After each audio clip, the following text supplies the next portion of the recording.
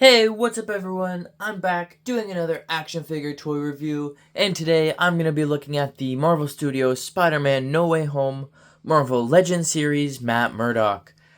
Now, if you're looking to pick this guy up for yourself, here's the UPC. Bunch of warning labels. Nice movie poster from Spider-Man No Way Home movie. No image of Matt Murdock, no character art, no image of the actual action figure, which they do on some other packaging. There's just a read-up on Matt Murdock, which says, with Peter under investigation by the Department of Damage Control, Matt Murdock steps in, knowing the web-slinger will need a really good lawyer. Nice read-up on Matt Murdock. The nice thing about this retro-style packaging is you can see the actual action figure inside it, unlike the new figures where it's just the windowless plastic-free packaging. I like that it's plastic-free, but you can't actually select from a bunch of them to see how the paint looks. Like on these retro-style figures, you can actually see the individual figure, make sure the eyes are painted right, everything is crisp on the figure that you're actually buying. So I like these window packaging more, even though they do take up more space. If you're keeping them in package, I do think they're better because you can actually see the individual figures. So, and with that, you can see he's got two accessories he comes with, his white cane and what looks to be a little book or a newspaper stack or something. So, not much more in the package, so let's crack it open and take a closer look at the accessories first, and then we'll take a closer look at the figure.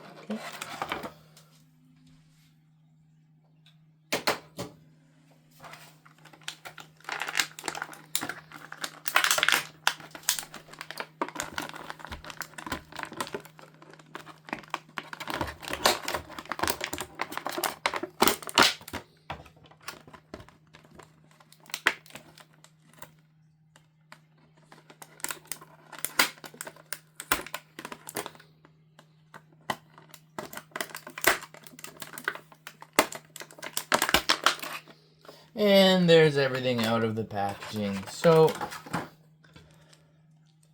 wow, this looks really nice. First, let's take a closer look at the accessories. So, can't quite make out. I guess it's like a phone book that's been ripped apart or something. And then it just says, "Oh, we believe Mysterio," written in what appears to be blood or red ink or something. But yeah, I can't quite make out. Is this supposed to be a stack of phone books or like a book or a binder or legal documents? What does that say? Cat burglar at large. Yeah, it's like a stack of newspaper clippings or something, just like all bound together. I guess that's pretty cool. There's a lot of detail in it. You can actually make out the words on it. It's pretty nice. It's just kind of an odd accessory. And then he comes with his white cane. I kind of wish a second accessory was like the cane in a different style, maybe collapsed or like, in one of the grapple hook type of things. It's obviously missing the red stripe, which is a little weird, and they didn't go with the round bottom. I did look up a couple images of mobility canes or white canes, and sometimes they do have this rubber stopper on the bottom. So that's sometimes accurate, but it definitely is missing the red stripe. I mean, this is Daredevil. Everything's supposed to be red.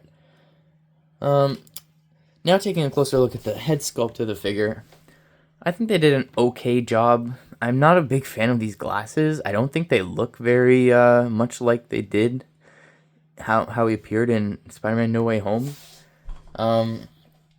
He's an odd choice to include in this line because it's really more of a cameo that he makes in No Way Home than an actual appearance.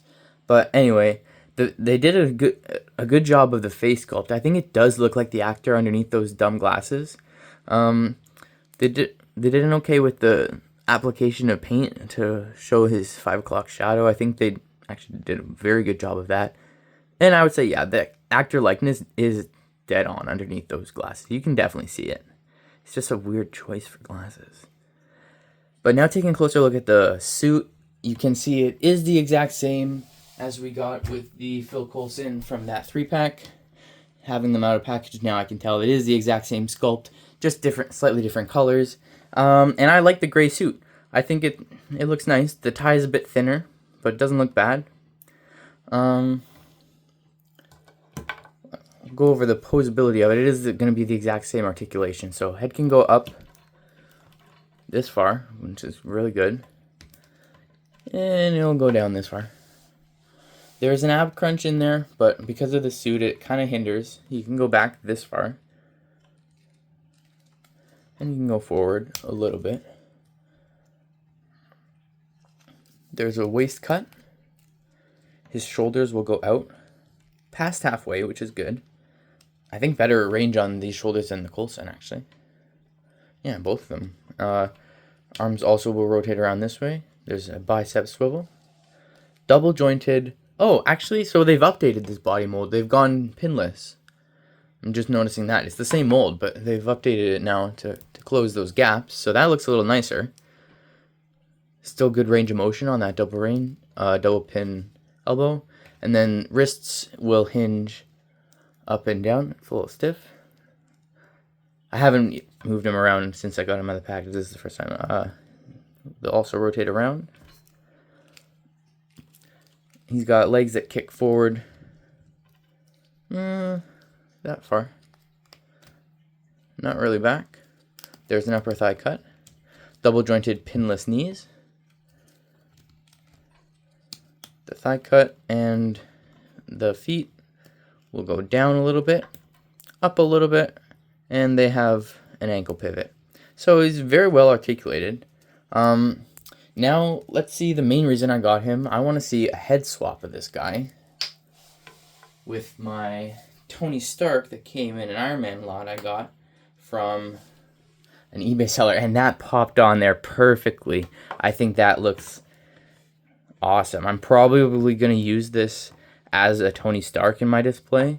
I think that looks fantastic. That's it. The reason I got him. I'm really happy with that. The flesh tones, they don't match perfectly, but they're going to be good enough. So that really pleases me. Now let's see how he looks.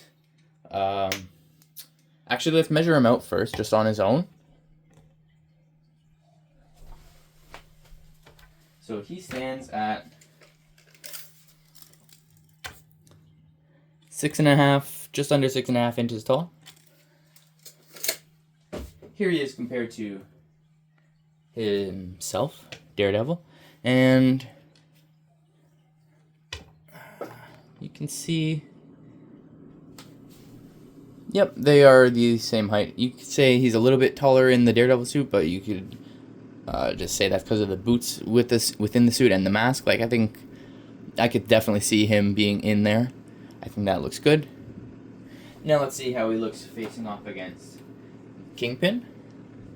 And I think they are in scale. Yeah, Kingpin should be a good bit taller than Matt Murdock. I think that looks great. One thing I'm noticing with this Kingpin figure is he's got pinless knees, but then he's got pins in the arms. I think that's kind of weird. A bit lazy on Hasbro's part to update one and not the other, but that's how that looks. Now let's see how he looks with a couple other defenders. So we've got Matt Murdock, we've got Elektra, we've got Jessica Jones, Luke Cage, and the Punisher. And yeah, I think he fits in scale there perfectly. Like, they all look to be about correct. You know, Luke Cage obviously being the tallest. Punisher is hunched there, but you can tell if he was to stand up, he would be tall as well. I think the scaling is perfect.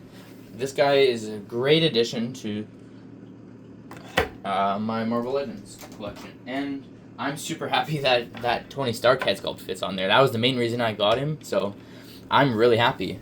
Overall, I would give this figure a solid 8 out of 10. He's not the most desirable of characters. Like, nobody really wants a Matt Murdock. I mean, maybe you do. Maybe some people wanted a Matt Murdock specific figure, but I mostly got this guy for the reuse of the body mold, which I had a really awesome time posing around the first time around with Phil Coulson. Now, I didn't even realize it was updated pinless. I've had this thing sitting on my shelf for a little while in the package, and I never even noticed that, so that's a cool update that Hasbro did. So I'm really happy with this guy.